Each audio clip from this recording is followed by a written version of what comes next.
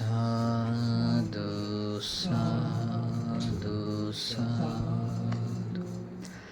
नमो तस्स भगवतो अरहतो सम्मा सम्बुद्धस्स।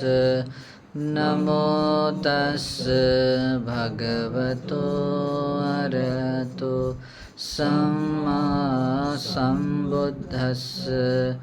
नमो तस्स भगवतो अरहतो सम्मा सम्बुद्धस्स। साधु साधु साधु। हम लोग दीघ निकाय में आने वाला ब्रह्मजाल सूत्र क्रमशः देख रहे हैं। अभी तक हम लोगों ने इसके अंतर्गत आने वाली कुछ चीज़ें देखी है। सूत्र की उत्पत्ति कैसे हुई इसके बारे में देखा। फिर उसके बाद में जैसे कि सुप्रिय परिव्राजक और उसका शिष्य जिस तरीके से भगवान बुद्ध की एक निंदा कर रहे थे, उसका शिष्य प्रशंसा कर रहा था। उस बात को लेकर भिक्षु लोगों में उत्पन्न हुए विषयों के अनुसार ये सूत्र देशना बताई है।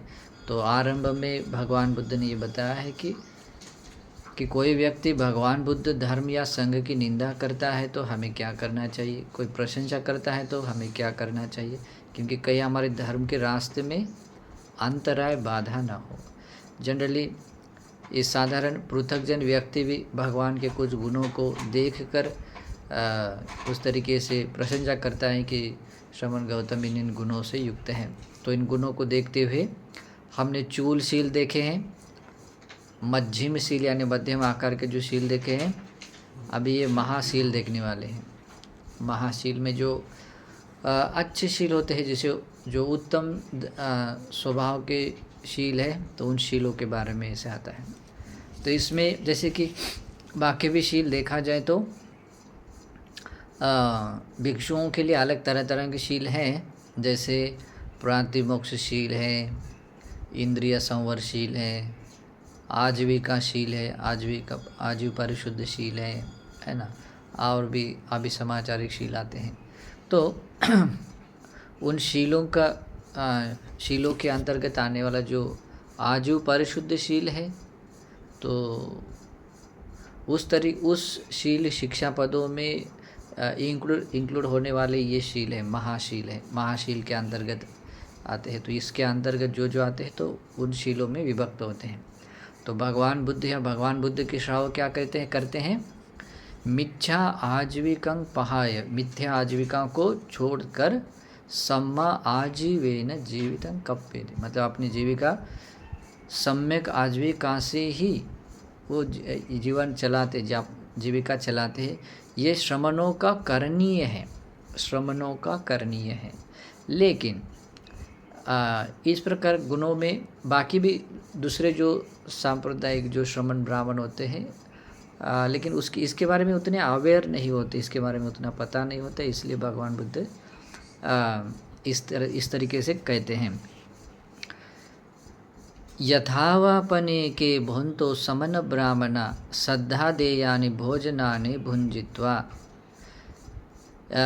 जैसे कि यहाँ कोई श्रमण ब्राह्मण लोगों के द्वारा श्रद्धा से दिए गए भोजन को ग्रहण करते हुए, मतलब उसको खाकर, ते एव रूपाय तिरच्छान विज्ञाय मिच्छा जीवेन जीवितं कप्यन्ति। वे इस प्रकार के तिरच्छान विद्या, मतलब जैसे कि हमने तिरछान कथाओं के बारे में जैसे 32 प्रकार की बोला है, लेकिन वो सिर्फ तिरछान नहीं होती, उसमें राजकथा, चोर कथा आदि भी है। राजकथा या वो तिरछान नहीं है, लेकिन उसके नाम दिया है तिरछान। ना ऐसा नहीं है वो तिरछान नाम इसलिए, जैसे कि कोई बोलते हैं ना, हम कोई मनुष्य के अनुकूल काम नहीं करते हैं तो ये जानवर का स्वभाव बताते हैं, है ना, प्राणी की तरह जानवर जैसा, है ना। तो उस तरह के, हाँ, मतलब वैसे जो धर्म के क्षेत्र में नहीं आती है, अधर्म के पक्ष में, उसको इस कारण से दैत्य कथा भी बोलते हैं। तो लेकिन उसमें से भी एक दैत्य भी नहीं होता है ना। तो उसमें अलग अलग है ना, राजा भी है, चोर भी है, सेना भी है, सब है, हाथी घोड़े सब हैं। तो इस प्रकार से तिरच्छान विद्याएं, तिरच्छान विद्याओं का तिरच्छान विद्याओं के अंतर्गत आने वाली सब विद्याओं के अनुसार मिथ्या आजीवेन, मिथ्या आजीविका से अपनी जीविका वो चलाते हैं। हीन कह सकते हैं, हीन विद्या बोल सकते हैं। हाँ, हीन विद्या भी बोल सकते हैं। ओके, तो इसको इन्होंने ट्रांसलेट करते हुए भी यही कर दिया है कि हीन विद्या, इंफीरियर, हाँ, नीच विद्या है। नीच विद्या से जीवन अपना बिताते हैं। जैसे कि अंग विद्या है। अंग यानी कि जो शरीर का अलग अलग तरह का, जैसे हाथ है, पाँव है, या शरीर का जो जो अवयव है उसके आकार को लेकर, इसको लेकर भी कुछ ना कुछ ऐसे लोगों को कुछ बताते रहते हैं और उससे कुछ धन कमा कर अपनी जीविका चलाते हैं। जनरली आजकल लोग हाथ को देखते, कुछ लोग पाँव को भी देखते थे, और कुछ लोग शरीर के अंग प्रत्यंगों को भी देखकर ये करते थे, है ना। पुराने ज़माने में अलग अलग तरह की विद्याएं हुआ करती थी। आज कितने लोग जानते पता नहीं, लेकिन ये बात शब्दावली तो पता है, ये करते हैं लोग। आज उसमें कितने सत्य रूप से जानते हैं वो पता नहीं है, ठीक है। लेकिन अंग विद्या है, जैसे शरीर के अंग अवयव को लेकर ये करते हैं। दूसरा है निमित्त, जैसे कि निमित्त, कोई निमित्त प्रकट होता है, समझो कोई ना कोई ऐसा निमित्त प्रकट हो जाता है, या जैसे कि कोई व्यक्ति गेस्ट आता है और गेस्ट आने के बाद कुछ अलग से कुछ चेंजेस हो जाते हैं, कोई लोगों के बोलने में कोई अचानक से बात आती है। कभी कभी क्या होता है, हमारे इधर से लोग ऐसे बोलते हैं, बीच बीच में कोई बात कर रहा है, दूर से कोई छींकता है, हाँ बोला वही सत्य बात है बोला और उस छींकने से उसका कोई समझ, उसको सर्दी हुई होती है, इस कारण से छींक आता है उसको शकुन मान लेते हैं। ओके, तो कभी कभी है ना, बैठने का आसन, या उसको बात करते करते कुछ बात निकल जाती है, या जैसे कि आजकल हमारे तरफ एक भी होता है, कभी कभी अंधेरा रहता है, एकदम से लाइट आती है, तो ये बात कहते ही लाइट आ गई, हाँ, इसका तो मतलब ये बात ठीक है, हाँ, मतलब ये नहीं, ये एकदम सत्य है, देखो आशीर्वाद है बोलते हैं, ठीक है। तो निमित्त चाहे जैसा भी हो, वो निमित्त विद्या बताने वाले लोग आज भी देखो, ये कौन से लोग होते हैं, ये घर को ये करने वाले हैं। वो ऐसा घर में कुछ कुछ दिखता है, तो कुछ निमित्त दिखता है तो उसको लेकर भी बता, लेकिन वो कीमत बहुत बड़ी लेते हैं वो लोग, है ना। वो बताते छोटा सा कि उसकी कीमत हज़ारों में होती है, कभी कभी लाखों में भी होती है। हाँ, तो ऐसे भी अपनी जीविका चलाने वाले लोग हैं, उसको बोलते हैं निमित्त विद्या। ओके, तो उसके बाद में आता है उपाद असनिपातादि महंतानंग उपपतितं तन्निधिस्वा इद। जैसे ये जो तारों में जो ऐसा कुछ ये होता है, तो उसको लेकर तारों में कुछ चेंजेस रहता है, या इधर उधर जाना ऐसा होता है ना, तो उसको लेकर भी एक ये होता है। उस विद्याओं को देखकर भी लोगों को कुछ ना कुछ बताते हैं, उसमें तारा अच्छा ऊपर नक्षत्र रहता है, हाँ, तारों को इसको बात को लेकर भी ऐसा ऐसा होगा, ऐसा ऐसा होगा करके अपने जीवन में आज भी लोग कुछ कुछ विश्वास करते हैं ना, ऐसा कुछ होगा तो तारा टूटता है तो ऐसा कुछ कर लेते हैं। तो जातक में भी आता है, जैसे भगवान बहुत ही सत्य थे, तो इन्होंने भी जैसे कोई बात बताई तो ये नहीं, उनमें कुछ, उसमें कुछ तथ्यता नहीं होगी ऐसा नहीं है, वो होगा तो भी जो मुक्ति के मोक्ष के मार्ग पर लगा हुए व्यक्ति के लिए, श्रमण ब्राह्मणों के लिए ऐसा करना ये उचित नहीं है, ये मिथ्या आजीविका में आता है। ओके, घर गृहस्थ जीवन जीने वाले या जो भी है, वो तो ये विद्या नहीं होती ऐसे नहीं। अभी लक्षण शास्त्र नहीं है क्या, वो है, लेकिन समुद्र शास्त्र, हाँ, लेकिन जो है, लेकिन मुक्ति की कामना करने वाले को उसके लिए नहीं है, उसके लिए ब्रह्मजाल हो जाए। हाँ, लेकिन ये उसके योग्य भी नहीं, इस कारण से वो हीन कर्म है, इसके लिए बोला उसको तिरच्छान विद्या, उसके लिए मिथ्या आजीविका, मिथ्या आजीविका बोला। तो इस तरीके से भी कुछ लोग ये करते हैं। उसके बाद में आता है स्वप्न विद्या है। ये तीसरा क्या सारा गुरुजी, उत्पाद क्या होता है? उसको पाली में तो उत्पाद कहते हैं। हाँ, उत्पाद विद्या, हाँ, आसनी, जैसे कि कोई बिजली चमकती है या तारा टूटता है या जो कुछ ना कुछ ऐसा लाइट इधर का उधर चला जाता है ना, तो ऐसा कुछ होता है तो उसका निमित्त लेकर, उसकी निमित्त मानकर। हाँ उसको निमित्त लेकर। फिर बाद में आता है सुपिन, स्वप्नों के बारे में भी बताने की एक विद्या होती है। कुछ कुछ लोग स्वप्नों का अभी नहीं होता ऐसा नहीं है, लेकिन ये सन्यासियों के लिए खास करके मुक्ति की कामना करते हुए बने सन्यासियों के लिए ऐसा नहीं होता है। लेकिन भगवान बुद्ध कहते हैं कोई पृथकजन व्यक्ति ऐसे बाहरी श्रमण ब्राह्मणों को देखता है कि वे लोग इन्हीं प्रकार की विद्याओं में उलझे हुए हैं, ओके, लेकिन भगवान बुद्ध इन विद्याओं से युक्त। भगवान बुद्ध नहीं जानते क्या? भगवान तो सब कुछ जानते हैं, है ना, लेकिन वो उनका पार्ट नहीं है। लेकिन एक पृथकजन व्यक्ति भी ये जानता है कि भगवान बुद्ध ऐसे नहीं करते हैं, है ना। तो इसको कहते हैं स्वप्न विद्या। स्वप्न विद्याओं का भी अर्थ जानने वाला होता है, तो उसको भी ये नहीं होता है। फिर बाद में आता है लक्षण,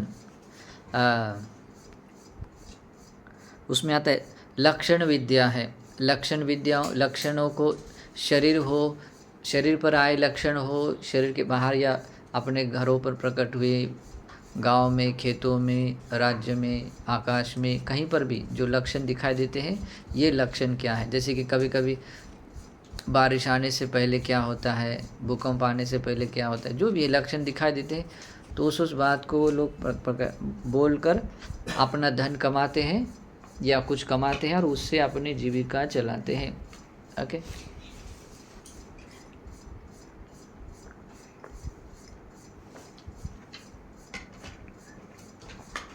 फिर भगवान बुद्ध कहते हैं, आगे आता है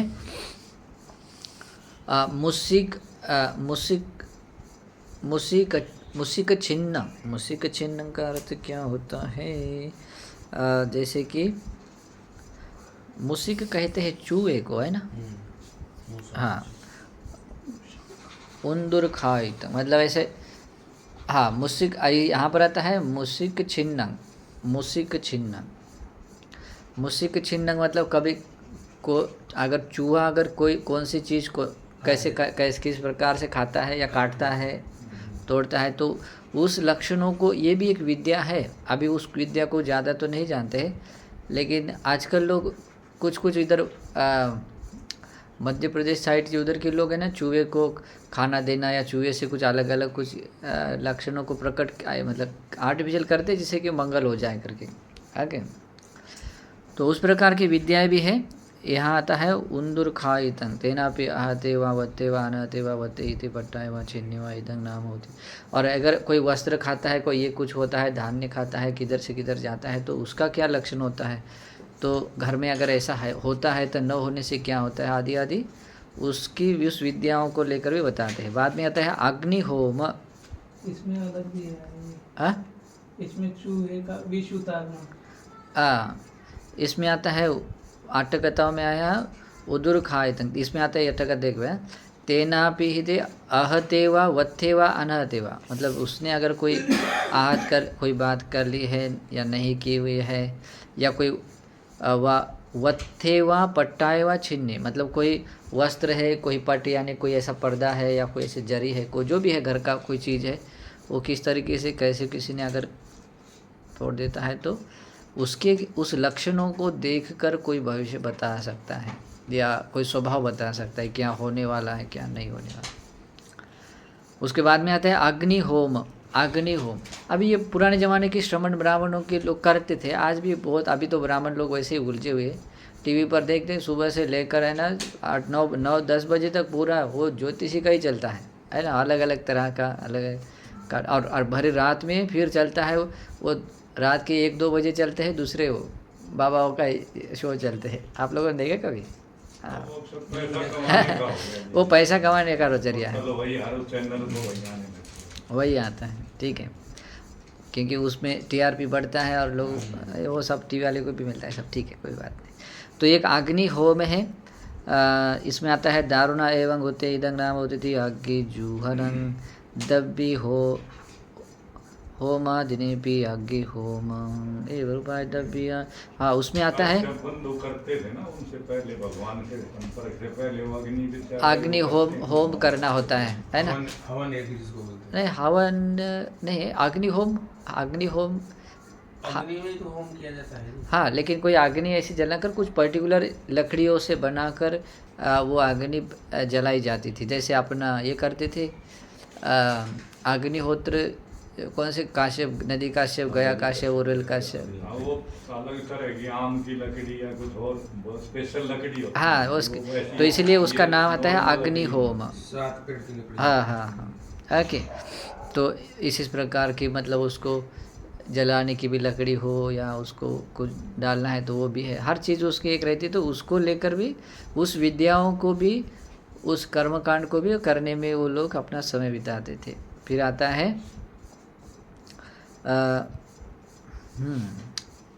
इसे इसमें नाम ट्रांसलेशन करते में अग्नि हवन ही नाम दिया है, अग्नि होम, अग्नि हवन ही है।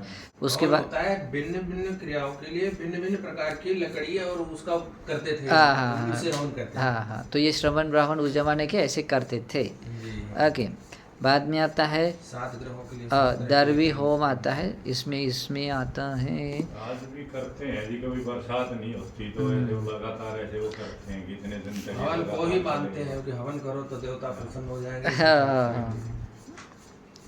तो अलग अलग तरह की है। जैसे उसमें जैसे गाय का घी यूज़ करना है, तेल का है, तो ऐसे अलग अलग तरह के होम करते ऐसा ये करके, है ना। हाँ। तो उस तरह के हैं, वही है संविधान। मुख होम, लोहित होम, आगे भी बहुत सारे। जैसे ये आता है दब्बी होम, यानी कि दब्बी होम का अर्थ होता है, दर्बी कहते हैं उसको, क्या बोलते हैं उसको, जिससे उसका ये डाला जाता है, उसके अंदर जो जो चीज़ें डाली जाती है एक पर्टिकुलर ये रहते हैं ना कुछ ऐसा, हाँ जी। उसको दर भी बोलते हैं। तो उसको भी वो भी करते हैं। थूस होम को कोई पर्टिकुलर प्रकार की चाहे घास का ये कोई ये है, ओके, वो भी एक होम है। अभी हमें उसके ज़्यादा परिचय नहीं, लेकिन बस एक होम का प्रकार है, कर्मकांड है, ऐसा है।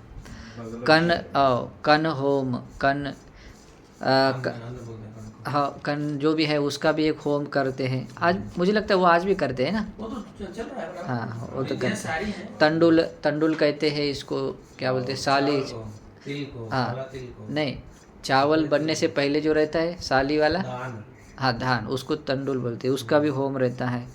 उसके बाद में इसके अंदर कहते हैं पंडित लोग जहाँ जहाँ भगा दिए जिसको उसको करते हैं। हाँ, थूस होम, कन होम, तंडुल होम, सप्पी होम, यानी कि अलग तरह घी का होम रहता है। तेल होम रहता है। मुख होम, दुनिया पंडितों से चल रही है। दक्षिण खन जन्नु लोहितादि जूहन।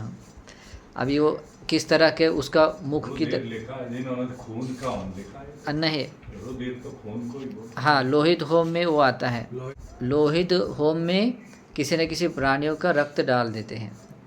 हाँ, उसका जो या चढ़ाते हैं, जो भी डालने उसको बोलते हैं इसको ये करना। मुख होम में मतलब एक पर्टिकुलर दिशा में उसका ये करके दिशा उसकी तय करके वो भी किया ये जाता है। अग्नि होम के अंतर्गत बता रहे हैं ना। नहीं, ये वो अलग अलग ये होम ही है। अच्छा। हाँ, जैसे कि इसमें पाली में तो आता है, देखिए कैसे कैसे है। अग्नि होम, दब्बी होम, थूस होम, कन होम, तंडुल होम, सप्पी होम, तेल होम, मुख होम। ओके, उसके बाद में आता है लोहित होम, अंग विद्या, वत्थु विद्या। बाद में अब ये ऊपर वाला अंग निमित्त वाला अलग है, अंग विद्या वाला निमित्त वाला, अंग विद्या अलग है, विद्या अलग है। ओके, ये कोई स्पेशली कुछ पावर से या मंत्रों से के साथ में उसका ये करते हैं, उसका अर्थ जान लेते हैं।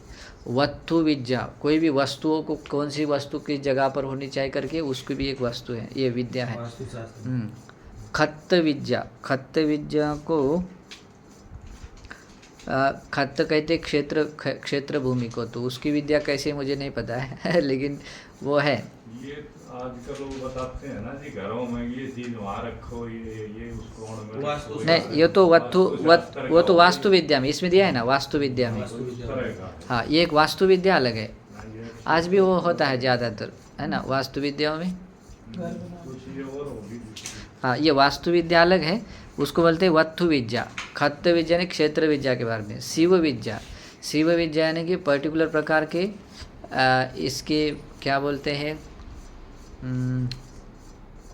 स्मशान भूमि में जाने के लिए आज भी हमारे मराठी भाषा में भी उसको शिव बोलते हैं ना।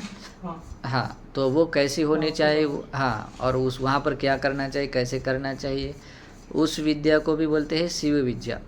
ओके, स्मशान भूमि में इसमें देखियो सुसाने पविसित्वा संतिकरण विद्या, सिंगाल ऋतु विद्या भी वदंती। उसके मतलब कैसे होता है कि स्मशान से एंट्री करने से पहले जो एक पर्टिकुलर प्रकार की जगह होती है वहाँ पर रखते हैं। आजकल सिटी में तो वो उसके बाजू में ही एक वैसा ये बनाते हैं, चबूतरा बना देते हैं, लेकिन छोटे गाँवों में क्या होता है, स्मशान में एंट्री करने से पहले ही होता है ना, आप लोगों को पता है। उसको बोलते हैं शिव विद्या। वो भी कैसे होनी चाहिए करके वो पुराने ज़माने में श्रमण ब्राह्मण करते थे। ओके, और वो विद्या एक कुल परंपरा से चलती आ रही थी। ठीक है, बाद में आता है भूत विद्या। भूतों की भूत विद्या में भी बहुत डेंजर रहता है। हाँ, भूत विद्या, भूत वेज्य मंतो, यानी कभी कभी किसी को लगता है तो उसको निकालने का है और किसी को लगा देना है। हाँ, पर ऐसा करता है। स्पेशल ओझा होते हैं ये तो उसके। स्पेशल हमारे परिवार के साथ स्पेशली है। हमने मतलब बहुत पैसा मतलब लुटा है। हाँ, बहुत लुटते। हमारे अंदर भूत प्रेत घुसा भूत रखे। प्रेत पिशाच। मतलब वो- हमारा पूरा घर मतलब इतना दिक्कत रहती थी, लड़ाई झगड़ा होता था, तो कहते भूत घुसा। ऐसे और पूछना आया तो जो बताई तो वो बात नहीं, कुछ तो सत्य भी थी जिन्होंने। नहीं, कुछ तो ऐसे करते हैं, खुद लगाते हैं और बाद में उसका पैसा लेकर खुद निकाल लेते हैं। नहीं, पैसा नहीं लिया था उन्होंने मेरे से तो कोई भी नहीं, रुपया भी होता नहीं है लिया था। करवाने और करने का ही। लेकिन उन्होंने उसने बता- उसको करवा करवाया है, रखा है उसने तुम्हारे। उसको उधर करवा दिया। हाँ। यही डोल भाव उतर रहता है। हाँ, हाँ, मेरे को तो देश भाव में। घर चेंज करने को बोला था कि ये पूरा घर तुम्हारा बांध रखा है। उन्होंने केवल 10 मिनट घर में रुके थे, अंदर एंट्री भी नहीं करी, गेट के पास ही बैठे। ऐसा होता है। लेकिन वो जैसा उन्होंने बताया वो एडिटिव घर में यूं चीजें मिली मेरे को। कोई बात नहीं, तो ये भी विद्या है। भी विद्या जी। हाँ, वो तो विद्या है, लेकिन ये मुक्ति की खोज करने वाले व्यक्ति को इस विद्याओं के पीछे नहीं जाना। ये क्या है, तिरछाण विद्या है, यानी कि मिथ्या आजीविका है। इन अभी मैंने जितने भी नाम बताए उनमें से कोई, ये बाहरी श्रमण ब्राह्मण सब करते हैं, लेकिन भगवान बुद्ध और भगवान बुद्ध का श्रावक कभी नहीं करता है। लेकिन एक पृथकजन व्यक्ति भगवान की ओर देखता हुआ देखता है कि भगवान ये नहीं करते हैं, ये बाकी लोग जो करते हैं ना, लेकिन भगवान ये नहीं करते हैं। तो इस तरह से गुण प्रशंसा करते हैं, है ना, मतलब हीन काम, नीच विद्याओं के साथ अपनी जीविका नहीं चलाते, ऊंचे दर्जे की जीविका चलाते। इसीलिए कहते हैं सम्मा आजीवेन जीवितन कप्पेति, मतलब सम्यक आजीविका से अपनी जीविका कमा चलाते, कभी भी मिथ्या आजीविका से जीविका नहीं चलाते। अभी हमें भी धर्म में आगे बढ़ना है, समता और विपස්සना में आगे बढ़ना है, तो हमारी आजीविका भी सम्यक होना जरूरी है।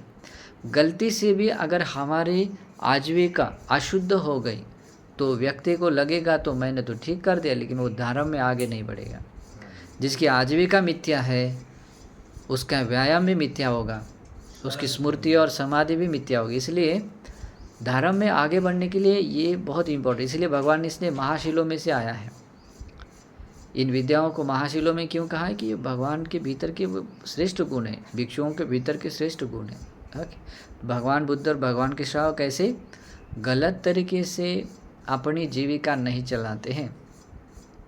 फिर बाद में इसमें भूरी विद्या आती है। भूरी विद्या के बारे में इस तरीके से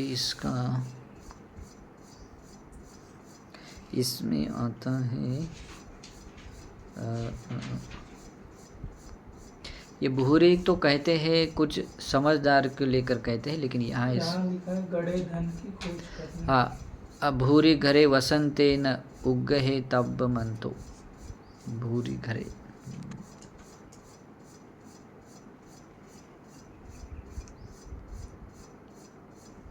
इसका तो ज़्यादा तो नहीं, लेकिन किसी घर में रहने के लिए आप लोगों को क्या क्या सीखना चाहिए, क्या करना चाहिए। कहते उग्हे तब मंतो, यानी कौन से मंत्र का उपयोग करना चाहिए, है ना। उस जगह पर अगर इसी जगह पर आप रहते हैं तो उस घर में अगर सुख से रहना है तो रहते हुए आप लोगों को ऐसे ऐसे मंत्रों का उच्चारण करते हुए यहाँ सुख से रहना चाहिए करके ऐसे जो बोलते हैं उसको भूरी विद्या बोलते हैं।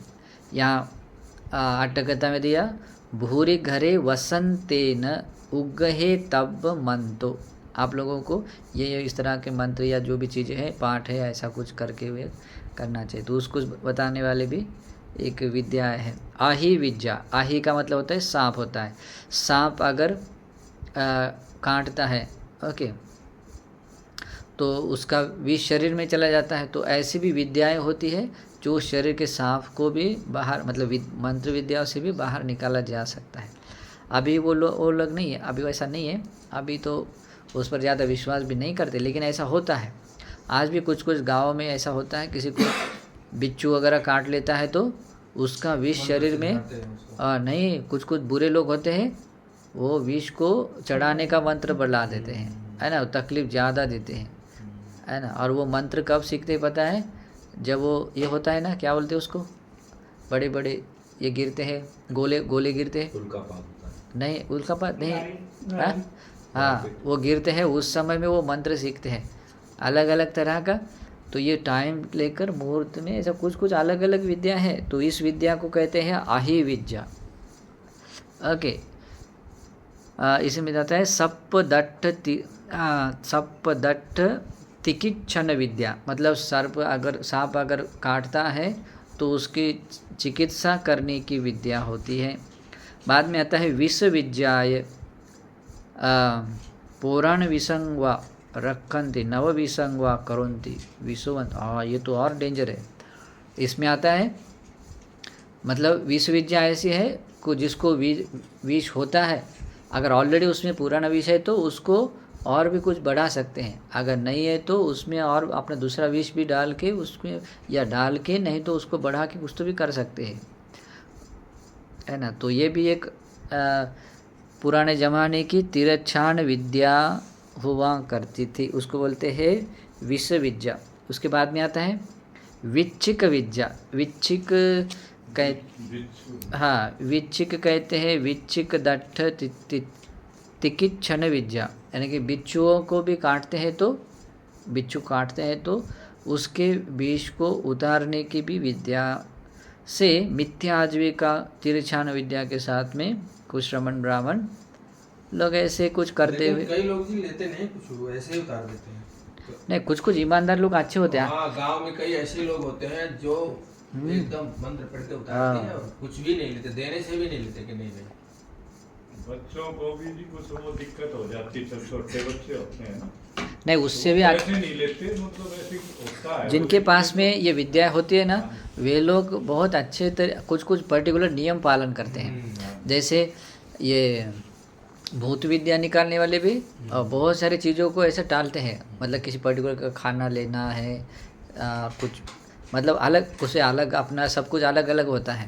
ओके, वो सांप ये करने वाले भी वो भी बदले में कुछ नहीं लेते हैं। हाँ, और उसका भी कोई ईमानदार रहते हैं और अच्छा होता है।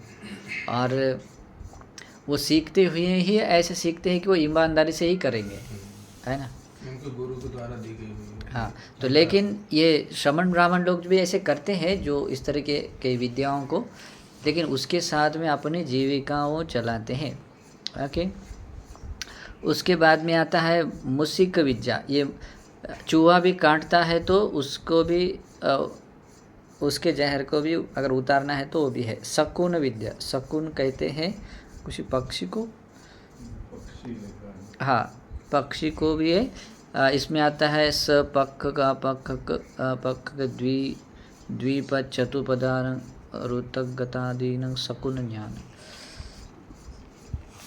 हाँ, ये पक्षियों शकुन विद्या, ये हमारे आदमी गांव की तरफ ये शब्द है लेकिन उसको पता नहीं रहता है। शकुन है जी, कई पक्षी ऐसे हैं, अगर वो घर पे बैठ के आके बोलता है तो घर की माताएं कहती हैं कि आज या कोई न कोई रिश्तेदार है, कुछ आने वाला है। कौवा का कौवा एक हमारे तरफ खंजन पक्षी है एक, उससे वो ऐसे ऐसे छोटा सा है, चलता है सफेद और काला। हमें तो बता दी, लेकिन हमारे जब हम गांव में रहते थे तो एक उल्लू जैसा कोई एक प्राणी होता है, वो हमारे घर पर आकर बोलता था। तो सब मतलब गांव वाले बोलते थे कि भाई ये तुम्हारा घर बर्बाद हो जाएगा। और मतलब रियल में 2 साल के अंदर अंदर मतलब सारा कुछ मतलब पूरा एकदम से लड़ाई झगड़ा होकर के दिक्कत हुई थी। जाने तो लेकिन वो हमें मतलब ऐसा नहीं समझते थे घर वाले भी, जैसे आर्य समाजी परिवार था, लेकिन हुआ ऐसा। ठीक वो हर रोज सुबह सुबह रात के वो हाँ, सब उसको ऐसा खोद कि इसमें आता है कि अलग अलग तरह के पक्षियों के लक्षणों को लेकर भी है, और बाद में कुछ इसमें आता है, दूसरा नाम है वायस विद्या भी। इसका मुझे अर्थ तो पता नहीं है, लेकिन इसमें दिया है कोई शर परित्राण, यानी कि जैसे कि कुछ मंत्र जाप करके भी कुछ ऐसा किया जाता है। ईश्वर को बताया है कि जब लड़ाई होती है तो उसमें वो उस पर बाण नहीं लगेगा, वो मतलब वो लिखा है। हाँ, वो जो हाँ शर कहते हैं, मंत्र शर जाप से वो बाण देते हैं, शेर का शर कहते हैं, बाण को ही कोई कहते बाण हैं। छोड़ेगा तो बाण नहीं लगेगा। वो भी होता है, क्योंकि पुराने ज़माने में ऐसा करते थे लोग कि अगर बाणों तीर की अगर वर्षा भी हो जाती है ना, तो ऐसा कुछ मंत्र उच्चारण करते उसको एक भी तीर नहीं लगता। तो लगता नहीं था, ऐसा कुछ ठीक तो वो भी ये है सर परितान पक्ष जान ओके। वो अलग है, शरीर को कोई बाण नहीं। मिग चक, अब ये मिग चक सब संगाहिकं सब सकुन चतुपादन रूत ज्ञानवसेन सब संगाहिक सब सकुन चतुष्पाद। अभी जितने भी पक्षी हैं या चतुष्पाद जो 4 पैर वाले प्राणी हैं, मतलब उनके भी आने जाने से भी क्या होता है क्या नहीं होता है, उसको लेकर भी जो विद्या है उसको बोलते हैं मिग चक्कं विद्या है। ओके, तो इस तरह के अनेक तरह की तिरछाण विद्याओं के साथ अन्य सांप्रदायिक श्रमण ब्राह्मण इस तरीके से मिथ्या आजीविका चलाते, मिथ्या आजीविका से अपना जीवन चलाते हैं। लेकिन एव रूपाय तिरछाण विद्याय मिथ्या जीवा पटिवीरतो समनो गौतमो, लेकिन ये जो श्रमण गौतम है इस प्रकार की तिरछाण विद्याओं को छोड़कर मिथ्या आजीविका से दूर रहते हैं, पटिवीरतो दूर रहने वाले हैं। इतिवाही भिक्खवे पुथुजन तथागत सवर्ण वदमानवदे, भगवान कहते भिक्षु इसी प्रकार से कोई पृथकजन व्यक्ति भगवान के इन गुणों को देखता हुआ वो प्रशंसा करता है। अभी ये दिखने में भले ही छोटा लगे, लेकिन इसके अंदर धर्म के क्षेत्र में आने वाली बहुत बड़ी बात है। ये जो भगवान का गुण है बहुत बड़ा गुण है, क्योंकि ये मिथ्या आजीविका में भगवान नहीं पढ़ते, सम्यक आजीविका के पक्ष में आते हैं। बहुत सारे लोगों को पता नहीं होता है कि सम्यक आजीविका क्या होती है, मिथ्या आजीविका क्या होती है। तो ये मिथ्या आजीविका के अंतर्गत आने वाले पाठ है, जो भिक्षुओं ने उसको जानना है, उसके अंदर आने वाली किसी भी बात को ये नहीं करना है। ओके, मैं एक उदाहरण बताता हूँ। एक भंते जी एक पर्टिकुलरली एक गुफा के अंदर ध्यान करने के लिए, वर्षावास के लिए वहाँ जाते हैं। तो उस वर्षावास करने से पहले वहाँ एक देवता रहते थे, तो उसके शील तेज से उस गुफा में नहीं रह सकते थे, वो गुफा के बाहर आकर रहते थे। तो भंते जी कब जाएंगे करके उसको, तो उसके शील तेज इतना था कि वो उसके अंदर नहीं जा सकते थे। तो उन्होंने सोचा कि इनका शील अगर थोड़ा दूषित हो गया या कुछ ऐसा थोड़ा ये हो गया तो मैं यहाँ रह सकता हूँ। तो उनका वो देखते हैं, जब से प्रवर्जा ली है तब से आज तक उनके शीलों में इतना सा दाग नहीं है। तो कहते हैं कि अरे उनको शीलों को भी अभी ये नहीं कर सकते, मतलब उनको दिखाई देता है कि वो पास्ट भी देख सकते हैं, जो बहुत सारे मनुष्य, बहुत सारे मतलब सभी मनुष्य को को देखते हैं कि अभी कोई जरिया नहीं है, तो क्या किया जाए।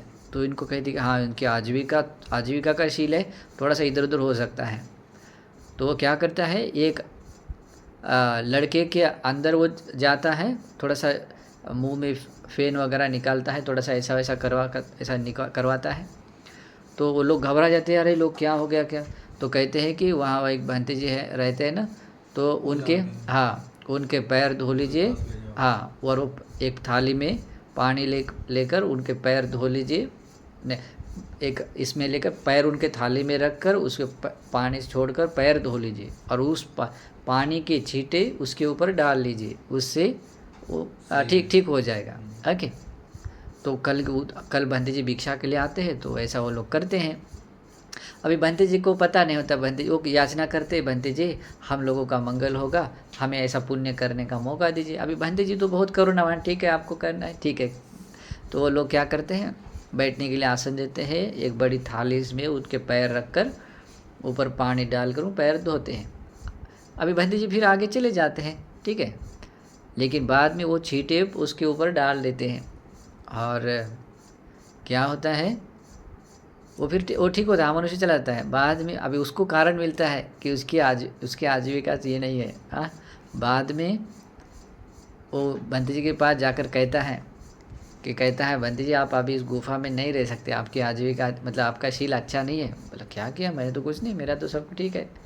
वो कहते हैं कि आप ऐसी भूत विद्या को आपने विद्या करके आप जीविका चलाने वाले। हाँ मैंने क्या किया, मैंने तो कुछ नहीं किया। तो कहता है आज आप गांव में गए थे, बोले हाँ। तो आपके पैर किसी ने धोए थे, बोले हाँ। तो उस पैर को धोने के बाद जो पानी के छींटे मारे थे, एक अमनुष्य उसके अंदर था, बोलते उसको दूर करने के लिए वो पानी का उपयोग किया और वो निरोगी हुआ, है ना।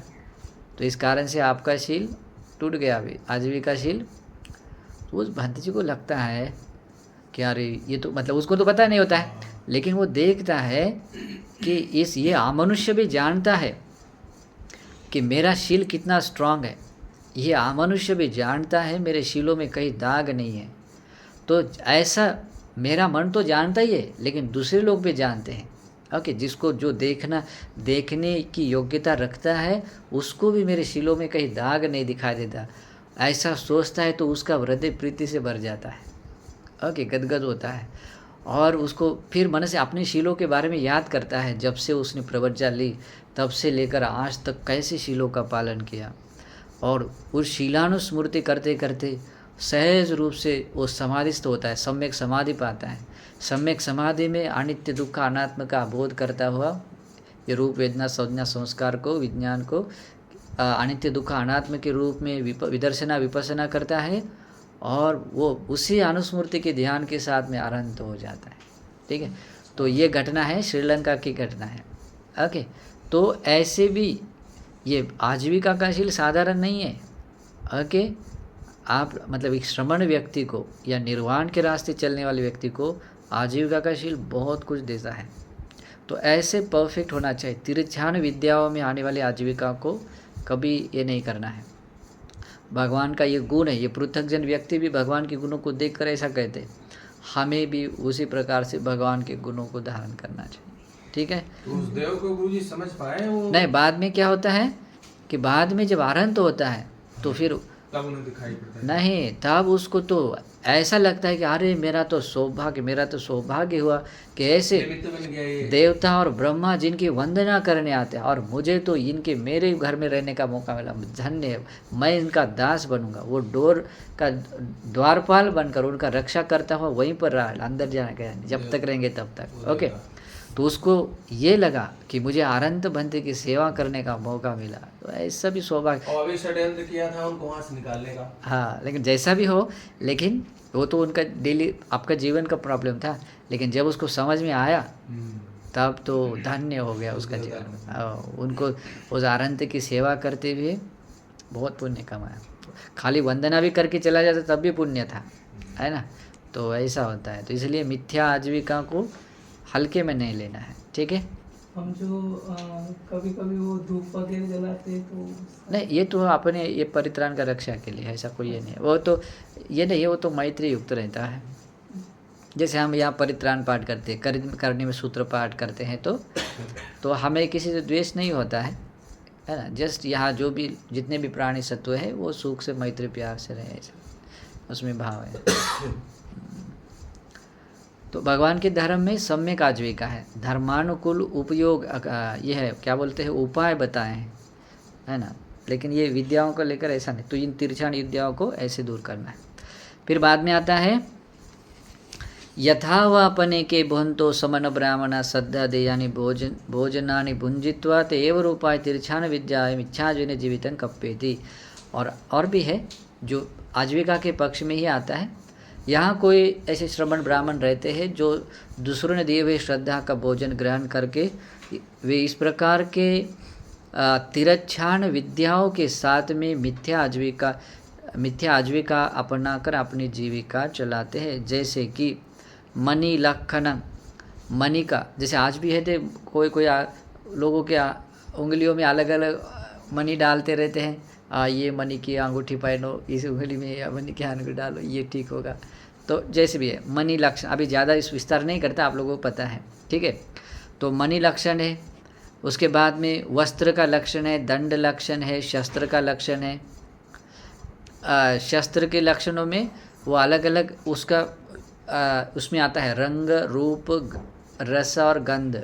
कोई उसको चाट कर एक देखता है, कोई उसको गंध लेता है। वो गंध लेने की जहाँ तक आप लोग पता है ना उसका नाक ये कट जाता है बेचारा का तलवार सूंघ के ऐसा होता है, ठीक है।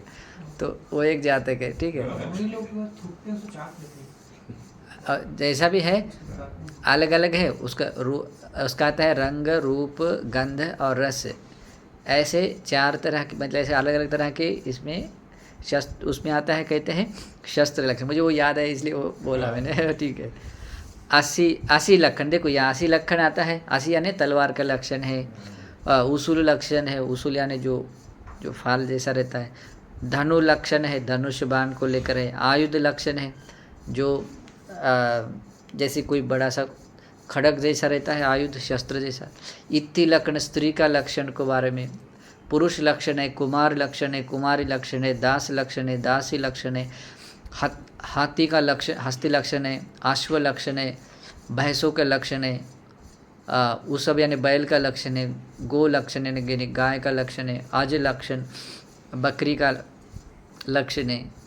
मेंढ लक्षण जो भेड़ का लक्षण है। कुक्कुट यानी मुर्गे का लक्षण है। वो मुर्गे का लक्षण के एक जाते के देखो, एक मुर्गे को ये आता है, एक पर्टिकुलर एक करता है तो एक राजा बनता है, एक सेनापति, और एक कोई और बनता है, पूर्वमंत्री बनता है ना। तो ऐसा भी लक्षण आ जाता है। तो जिनको ये पता होता है वो वैसे जीविका चलाते हैं। कुक्कुट लक्षण। वट्टक लक्षण तीतर का लक्षण है। गोधा लक्षण, गोधा कहते हैं इसको, क्या बोलते हैं, नहीं, गोधा कहते हैं हमारी उसमें मराठी में उसको घोरपट बोलते हैं। उसको क्या बोलते हैं हिंदी में, क्या बोलते हैं उसको? गो बोलते हैं, गो। हाँ ठीक है, गोदा, वो गोदा गो, हाँ लंबा, हाँ बराबर ऐसा, ठीक है, उसको गोदा बोलते हैं। तो वो लक्षण है। हाँ, कन्नी का कोई मतलब उसको लेके जो भगवान को मारने गया था, वो उसको चढ़ा के छत पर चढ़ते हैं उससे। हाँ बराबर। कन्निक लक्षण आता है तो उसमें पिलंदन जैसे भी है, लेकिन ये विद्याएं हैं, उसको बोलते हैं तिरछाण विद्याएं। और ये सारी विद्याओं के साथ जो जीवन जीता है तो वो क्या है, मिथ्या आजीविका, तिरछाण विद्या। ओके। कच्छप लक्षण, जो कछुओं के लक्षणों को देखकर आज भी लोग उस कछुओं को घर में किसी पर्टिकुलर जगह पर रखने के लिए बोलते हैं, इस जगह पर इस दिशा में मुँह करके रखो, तो आपका ये हो जाएगा। तो वो भी एक विद्या है। उसके बाद में आता है मृग लक्षण, मृग लक्षण है। इति वाति एव रूपाय तिरछाण विद्या मिथ्या जीविका पटिविरतो। लेकिन इस प्रकार से ये बाकी श्रमण ब्राह्मण तो करते हैं, लेकिन एव रूपाय इस प्रकार की तिरछाण विद्याओं से भगवान बुद्ध या मिथ्या आजीविका से भगवान बुद्ध प्रतिविरत रहते हैं, दूर रहते हैं, समनो गौतम, श्रमण गौतम से रहते हैं। इति वह ही भिक्खवे पुथुजनो तथागत सवर्ण वर्तमान वधीय। इस प्रकार से कोई पृथक व्यक्ति तथागत के गुणों को देखकर इस प्रकार से प्रशंसा गुण वर्णन करते हैं।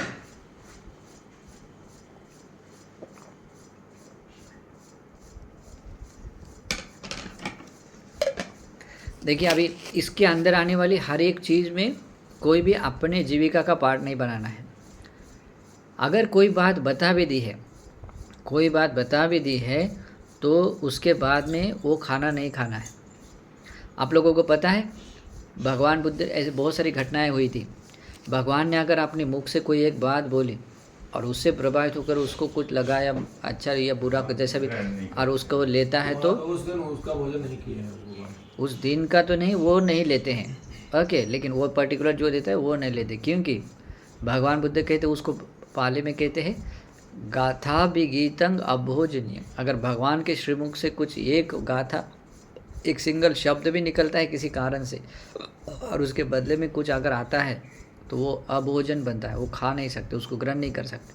क्या जीविका परिशुद्ध हो सकती है? एक भगवान बुद्ध बनने के बाद ऐसे संभालते हैं, तो आज भिक्षु लोगों ने निर्वाण का भी मिला नहीं, उन लोगों को कितना संभालना चाहिए, है ना। तो इसलिए भी इसको समझना चाहिए। नहीं तो आजकल लोग क्या करते हैं और धर्म के बोलते हैं मैं प्रवचन दूंगा तो मुझे इतना दोगी क्या तो दूंगा, ओके, तो वो गलत है, ठीक है। आजकल तो इसी तरह से होते हैं। हाँ, लेकिन ऐसा होता है तो मिथ्याजीविका है और वो मिथ्याजीविका की कीमत चुकानी पड़ती है। मिथ्याजीविका की कीमत चुकानी पड़ती है, क्योंकि मिथ्याजीविका वाला व्यक्ति दुर्गति लोग जाता है अपुण्य कमाने के कारण।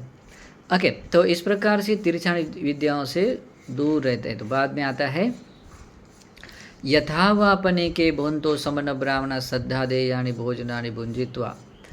भगवान कहते हैं जैसे कि यहाँ कोई श्रमण ब्राह्मण लोगों के द्वारा दिए गए श्रद्धा से भोजन को ग्रहण करके कोई श्रमण ब्राह्मण क्या करते हैं ते एव रूपाय तिरछाण विद्याय मिथ्या आजीवेन जीवितं कप्येति। वे इस प्रकार के तिरछाण विद्याओं के साथ मिथ्या आजीविका को अपनाकर अपनी जीविका चलाते, उससे धनार्जन हो या भोजन हो चाहे जो भी हो, जैसे अपनी जीविका वो चलाते हैं। जैसे कि सेयथीदं रण्यं नीयानं भविष्यति। रण्यं वो क्या बोलते हैं, रण्यं नीयानं भविष्यति। राजा को बोलते हैं कि आप राजा तो निश्चित ही बनेंगे, जैसे कि इस मुहूर्त पर इस क्षण पर, है ना। आसुक दिन मतलब उस पाली में आता है आसुक दिवसे आसुक नक्षते आसुकस्य नाम रण्यो निगमन भविष्यति एवं राजन प्रवास गमन व्याकरोति। या उसमें राजा के प्रवास गमन के बारे में भी है, या इस नक्षत्र में ही निकलना चाहिए, इस दिन में इस समय में, ऐसा ये सब बोलने वाले होते हैं ना। तो ये एक विद्या है। अगर राजाओं को भी ऐसा बोल ले तो वो बोलने वाले बोल देते हैं, लेकिन मुक्ति की कामना करते हुए जो बने हुए श्रमण होते हैं, ब्राह्मण होते हैं, उनको ये शोभन है ना, ये मिथ्या आजीविका का पाठ बनता है। तो रण्यं नीयानं भविष्यति, उसके बाद में रण्यं अनीयानं भविष्यति, मतलब राजा के लिए कौन सा मतलब आने जाने में या कोई बाधा है या कुछ आदि कुछ है, तो उसके बारे में बताने वाली एक विद्या होती है। ओके, उसके बाद में आता है अभ्यंतराणं रण्यं उपयानं भविष्यति। अभ्यंतराणं रण्यं उपयानं भविष्यति, इसका अर्थ क्या दिया गया है?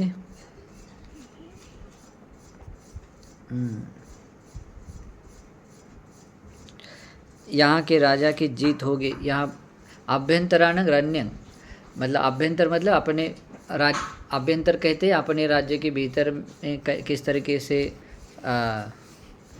उपयानं भविष्यति।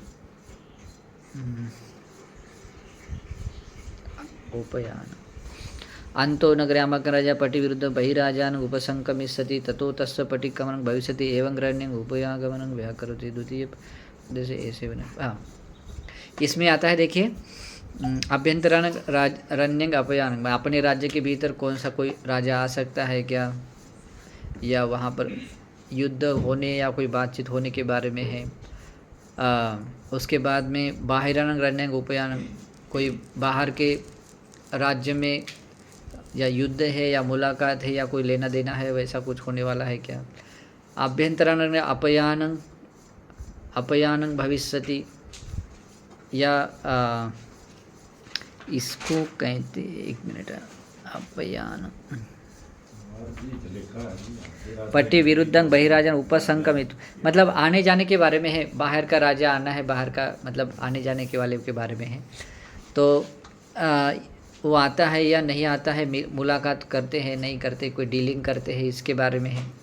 राजे के बीच में डीलिंग्स होती है ना, टैक्स को लेकर या जैसे भी लेकर, आज भी इंटरनेशनल ट्रेडिंग ये होता है तो उसमें अलग अलग ये होता है। तो वैसे उसको कहते हैं आभ्यंतराणं रण्यं जयो भविष्यति। तो ऐसे कुछ बताते हैं कि अपने राज्य के भीतर के अपने प्रदेश के राजा के जय होने वाले है या नहीं है। बाहिराणं रण्यं पराजयो भविष्यति, बाहर के राज्यों के कैसे पराजय हो जाती है उसके बारे में जानना है।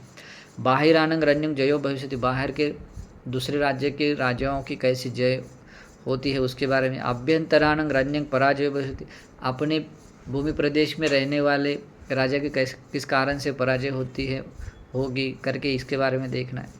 तो आदि राजा से जुड़े हुए जो भी अलग तरह के जो विद्याएं हैं, ये भी विद्याएं कैसी हैं, इसको बोलते हैं तिरच्छान विद्या।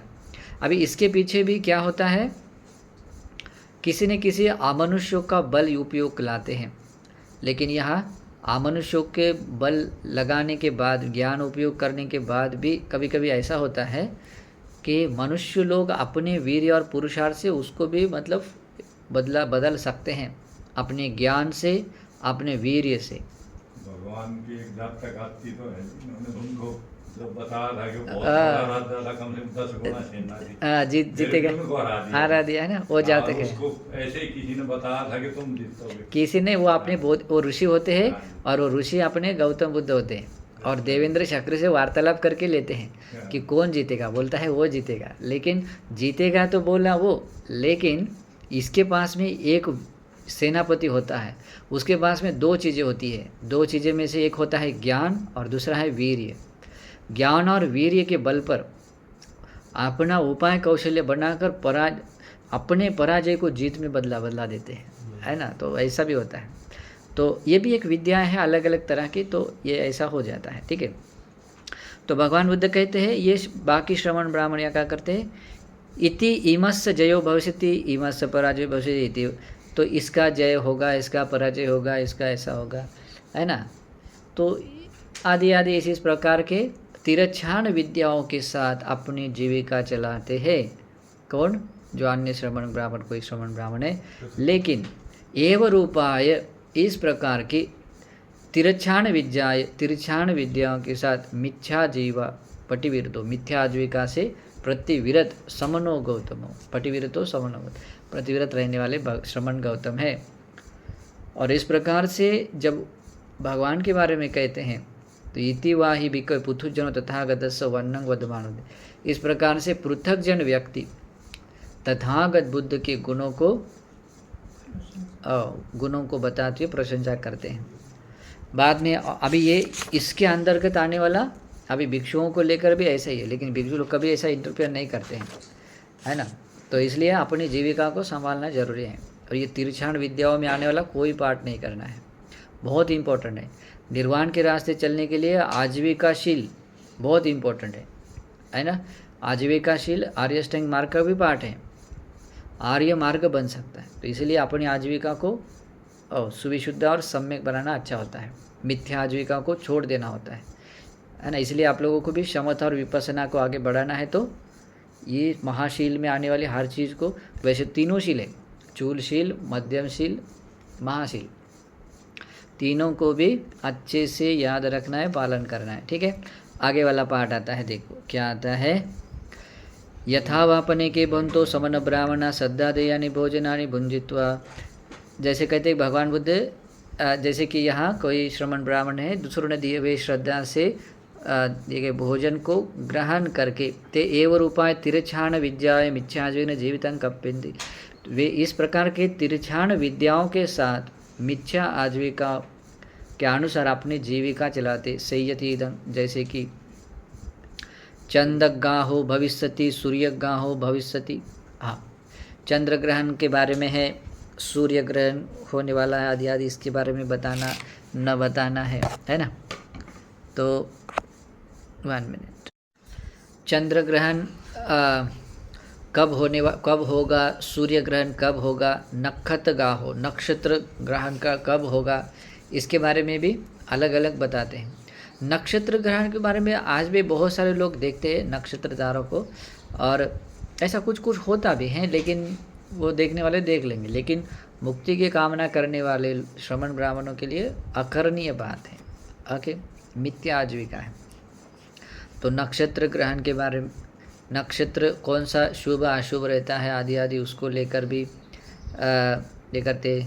चंद्रम सूर्यानं पथ गमनं भविष्यति, चांद और सूरज का जो गमन मार्ग है, क्योंकि उसका अलग अलग गमन मार्ग मतलब कैसे होता है, पृथ्वी तो अपनी ऐसे इस तरह कैसे होती है, घूमती है, लेकिन उसके भी कभी कभी उसकी दिशा चेंज होती है, जैसे कि 6 महीने के बाद में जैसे कि उसका जो डायरेक्शन है, या कभी कभी हम देखते हैं इधर से देखो इधर थोड़ा चेंज हो जाता है, थोड़ा सा है ना, उत्तरायण दक्षिणायन। हाँ, तो ऐसे आवर्त चेंज मतलब ऐसे चेंज हो जाता है, कभी टिल्टेड ऐसे होती है, ऐसे घूमती है, तो ऐसे भी घूमती है, तो उसमें भी चांद और सूरज का भी ऐसा घूमता है, अलग अलग रहती है।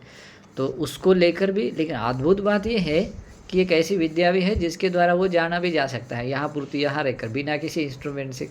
अद्भुत बात है ना, हाँ कैलकुलेशन है वो, कैलकुलेशन। हाँ, लेकिन जैसा भी है, लेकिन उस विद्याओं का उपयोग करके लोगों से कुछ पैसा कमाते हैं, जो भी भोजन है, वस्त्र है, या रहने का शेल्टर है, या कुछ चीज़ है वो लेते हैं और जीविका चलाते हैं, तो वो मिथ्या आजीविका में आता है। बाद में आता है चंदिम सूर्यानं उपत्त गमनं, जहाँ चंदिम सूर्य का कहा, उपत्त गमनं का अर्थ क्या होता है, उदय होना, अस्त होना।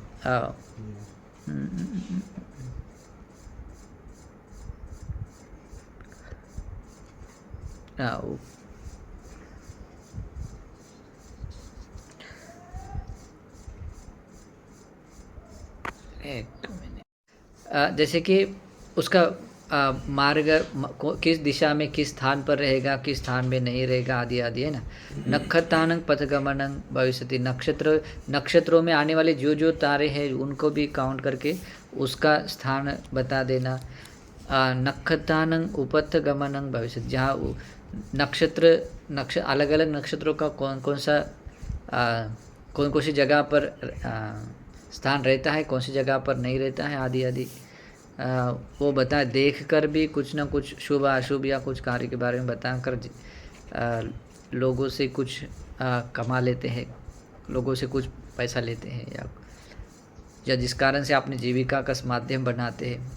उल्कापात है ना, उक्कापातो भविष्यति, उल्कापात कब कैसे होता है, ये कैसे पता चलता है पता नहीं, आजकल लोग तो इसे देखते हैं, लेकिन वो उस विद्या से भी बता सकते थे उल्कापात के बारे में। उसके बाद में दिशा डाहो भविष्यति, दिशा डाहो, डाह कहते हैं किसी दिशा डाहो, इसका एक्चुअल में अर्थ क्या होता है देखते हैं। दिशा कालुसीयं अग्नि सीख धूम सिका, दिशा डाह मतलब किस दिशा में, मतलब कोई अग्नि सिखा धूम सिखा, डाह कहते हैं अग्नि को, दिशा कालुसियं किस दिशा में, कोई अग्नि जलाने के बारे में ऐसा, अग्नि दिशा, अग्नि से मतलब जलाने से, नहीं जलाना है, अग्नि का कोई ऐसा कुछ जलाना है, तो उसको लेकर भी कुछ तो भी है। अभी यहाँ पर दिया है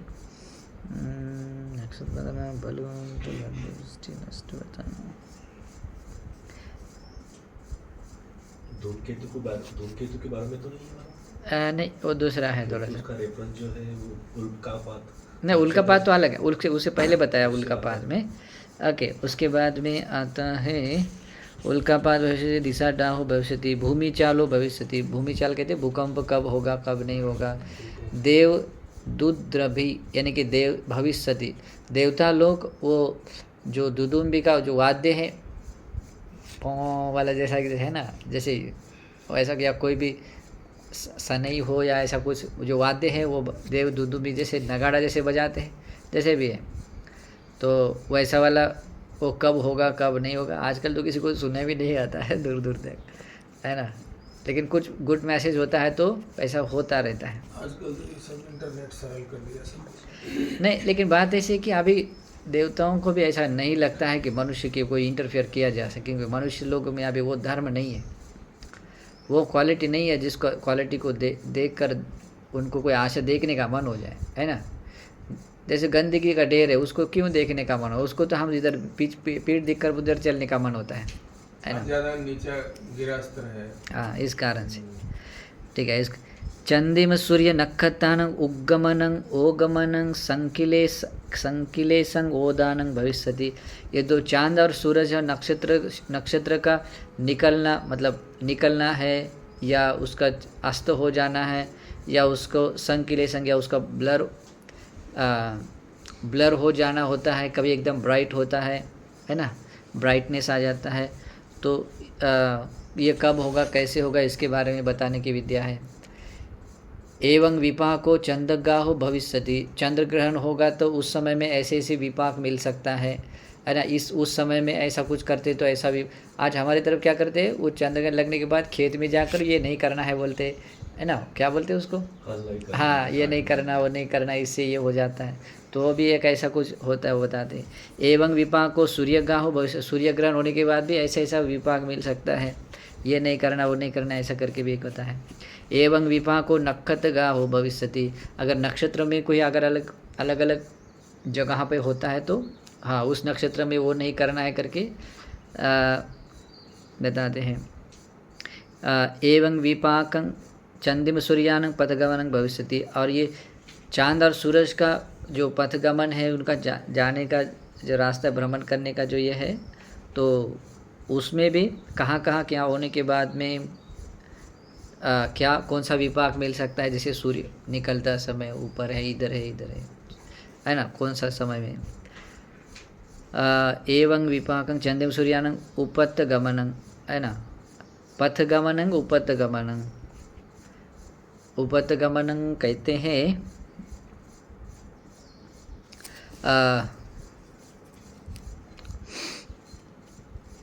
इसमें आता है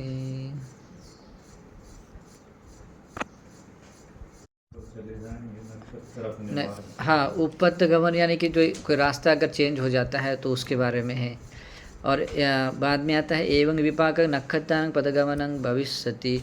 और नक्षत्र का भी पथगमन अगर चेंज हो जाता है तो उसमें भी कौन सा किस प्रकार का विपाक आता है, कैसा हमारे जीवन में फल आता है।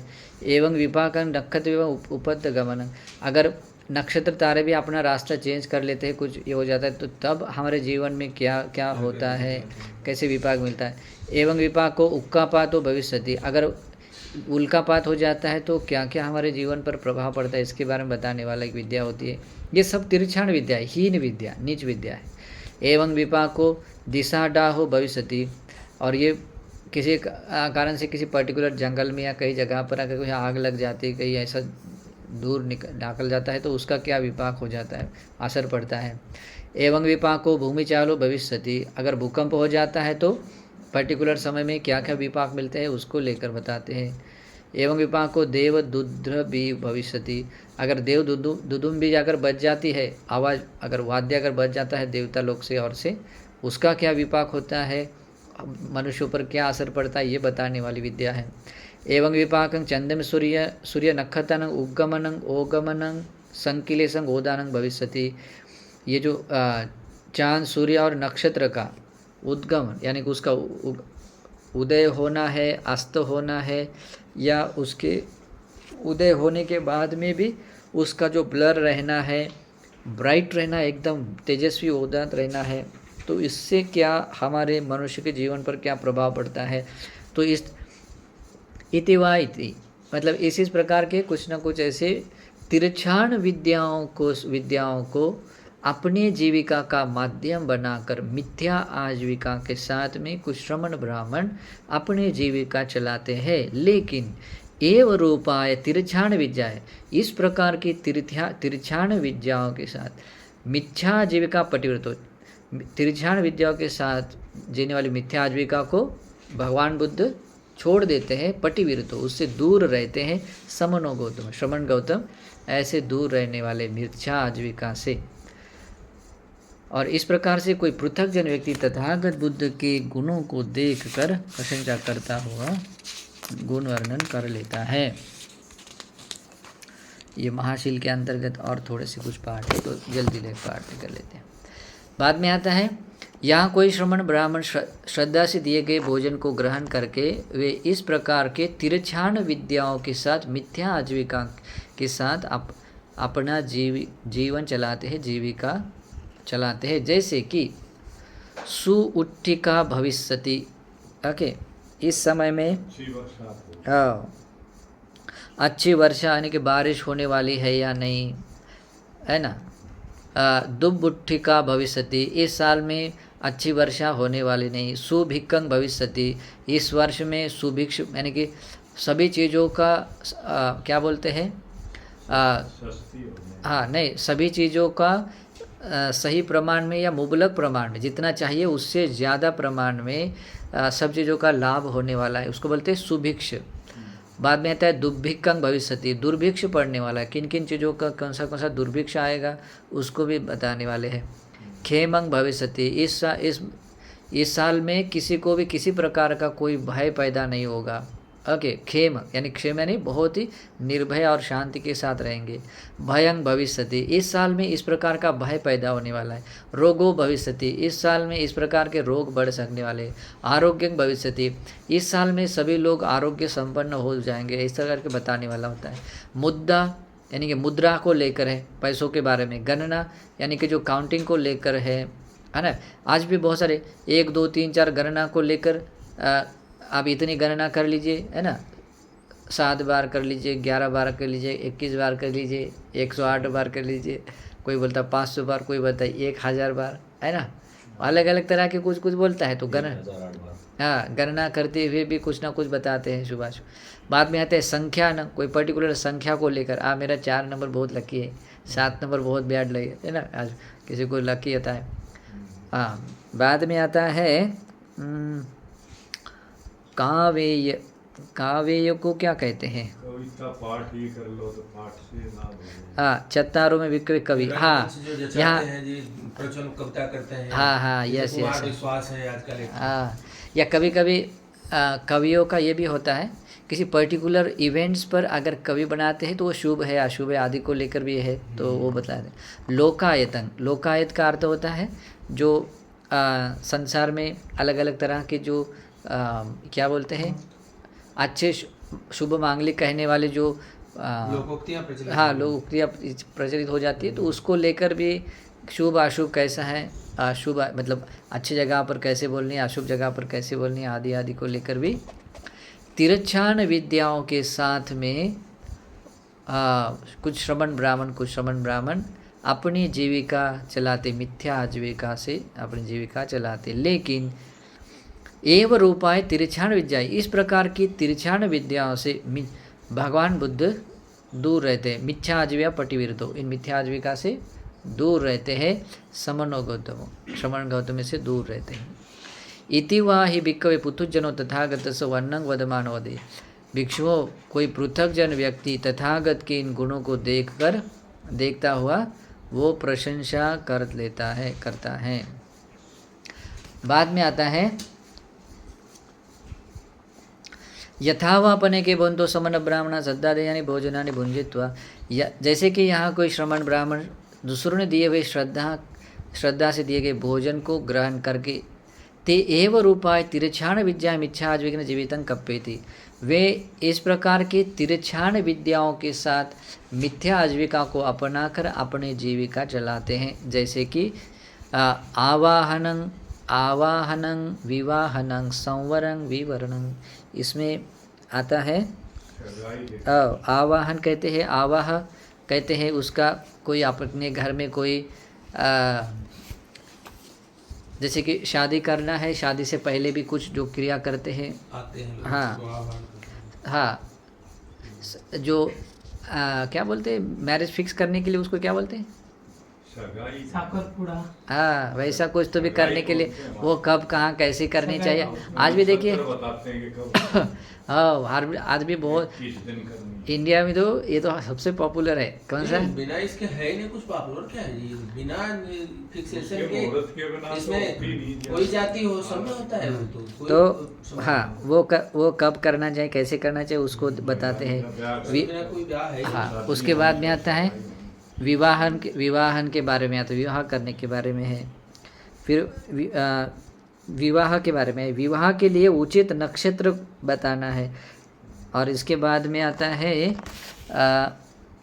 विवरण, जैसे कि कोई शादी भी हो गई लेकिन उसका तलाक लेना है तो उसके लिए भी कौन सा जैसे उचित नक्षत्र है। कुछ पैसे उधार लेना है तो कौन से समय में लेना चाहिए। कोई लोग बोलते हैं मैं सुबह सुबह नहीं देता बोलते हैं ना, मैं रात में पैसा नहीं देता बोलते उसका नियम है। हाँ मेरी बहू नहीं होने की है। हाँ अभी मेरा पहला ही है, बहुत अभी उधार नहीं दे सकता। तो ऐसे अलग अलग होता है। तो उधार कब देना है या ऋण कब लेना है ना। उधार देना है, उधार लेना है या ऋण देने के बारे में है। रुपयों के वसूल करने के लिए उचित नक्षत्र बताना, मुझे कुछ पैसे हैं तो मतलब कब लेना चाहिए कब नहीं लेना चाहिए करके उसके लिए भी है ना। हाँ वो भी होता है ना। उसी प्रकार से उधार लेने या ऋण लेने देने के बारे में भी उचित नक्षत्र बताने के बारे में है। किस समय में सजने धजने के बारे में भी कुछ ये आता है। ओके इसमें आता है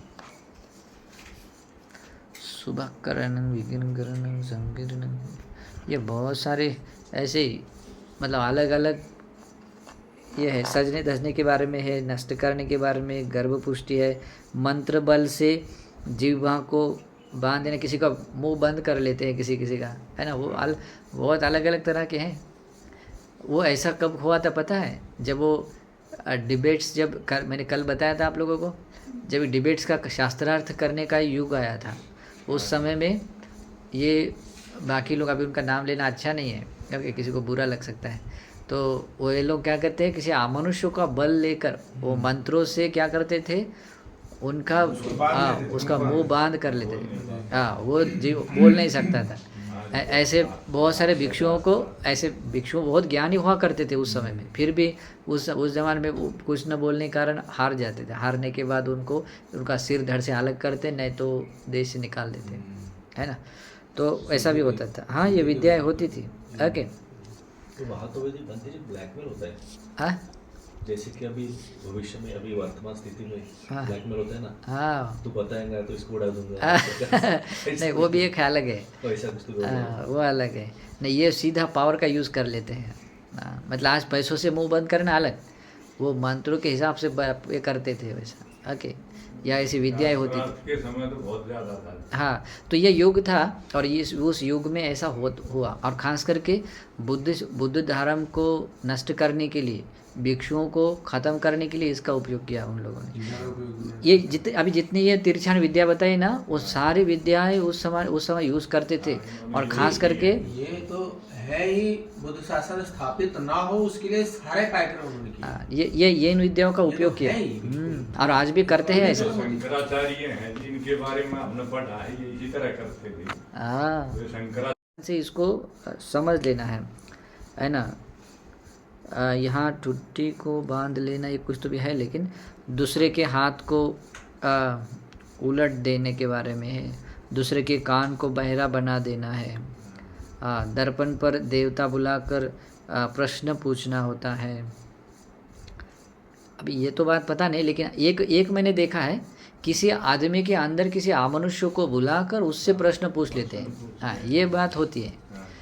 इसमें ये भी बोला है कि दर्पण के अंदर किसी देवताओं को बुलाकर भी या किसी अमनुष्य को बुलाकर प्रश्न पूछ लेना होता है। बाद है जो हाँ इसके बाद में है, देखिए ये इसी के बाद में आता है। कुमारी के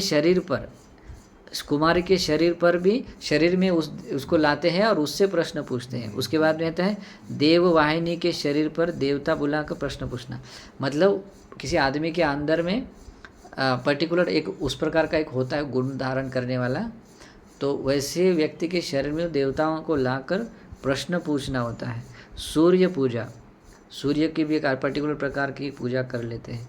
उसके बाद में महाब्रह्म पूजा है, तो उसका नाम तो महाब्रह्म पूजा है, लेकिन तरह तरह की इसमें पूजाएं हो सकती है। आजकल लोग वो ब्रह्मा जी को खुश करने के नाम से गाय को काट देते, बेचारे गाय से उसका क्या लेना, वो तो मैत्री का ये रहता है, उसको खुश करने के नाम से बर्बाद हो जाते हैं लोग, पाप खुद कर लेते हैं, नरक में जाते हैं, है ना।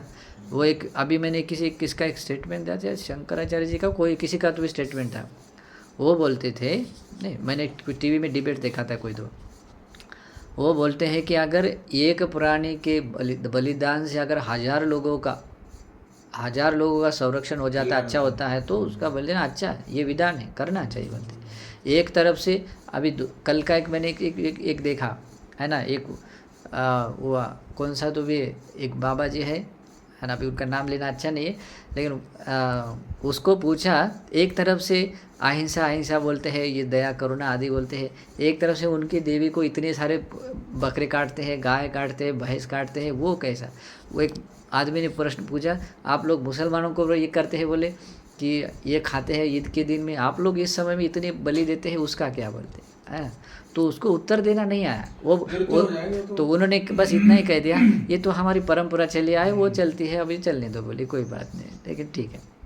लेकिन ये तो ये है ना, मतलब क्या बोलते हैं, मतलब आधर्मानु कुछ चीज़ें होती है ना। तो आजकल ऐसा चलता है, लेकिन यहाँ ब्रह्म पूजा को अलग हुआ करता है, लेकिन अभी अलग अलग होता है। बाद में आता है मंत्र के बल मुंह से अग्नि निकालना, ये भी कोई ये हो सकता है, अभी तो पता नहीं है। और तो इस तरीके के तरह तरह के आदि चौपट्ठानंग, महतुपट्ठानंग, अबुज्जलनंग, सिरी वायनंग, मतलब इस तरह के अलग अलग जिह्वा बंधन के मंत्र, जिह्वा बंध करणं, हनुसंगनं, मुख बंधन मतेन यथा हनुकं चालेति न शक्र, मतलब हनुसंगनं मतलब जिह्वा बंधन के साथ हनुसंगनं का अर्थ होता है कि ये जो हनुटी है नीचे, उसको क्या बोलते हैं, हनुटी ना, हाँ, उसको हिला भी नहीं सकता, मतलब ऐसे वो मतलब बांध देता है, जिह्वा को भी वो बांध देता है। हत्ता भिज्जपनं, हत्तानं परिवर्तन मतलब मंत्र जपन, ओ हाथ को भी मतलब कन्न जपन, कान को भी जप बंद कर लेता है, मतलब उसका आदासपन्यंग, कुमारीपन्यंग, देवपन्यंग, आदित्युपटानंग, वो अग्नि को निकाल लेता है। महतुपटानंग तथैव महा ब्रह्म पारिचर्या, मतलब एक महतुपटानंग, एक ये हम किसी ब्रह्मा की सेवा है करके, मतलब महान सेवा है ऐसा समझकर कुछ अलग अलग ऐसे कुछ कर्म कांड करते हैं। अब्बु जलनंग, मंत्रेण मुखतो अग्नि जाल निहरणंग, मंत्र से आग, मुख से आग निकालना होता है। सिरी वायनंग एवं सिरी मयंग सिरी प्रतिष्ठाहित, यही मतलब जो सिरी वैभव जो होता है, एक पर्टिकुलर प्रकार सौभाग्य सिरी कहते। अभी देखिए संस्कृत में श्री शब्द है ना, पाली में उसको सिरी बोलते हैं, ओके। तो उसको आने के बारे में है या अपने बनाने के बारे में, उसको अपने घर में उस श्री को प्रतिष्ठापित करने के बारे में है, तो उसको लेकर भी कोई ऐसी एक कला होती है, विद्या होती है, उसको वो भी तिरछाण विद्या है।